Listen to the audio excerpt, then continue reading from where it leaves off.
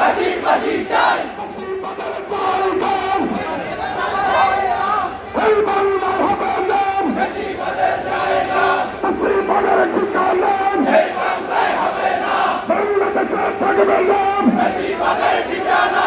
হাসিনার ঠিকানা এই বাংলায় হবে না বাংলাদেশে হবে না এই হাসিনার ঠিকানা মুক্তি মুক্তি মুক্তি চাই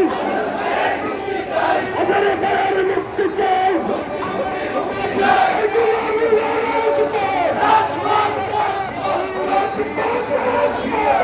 আমার কথা শুধু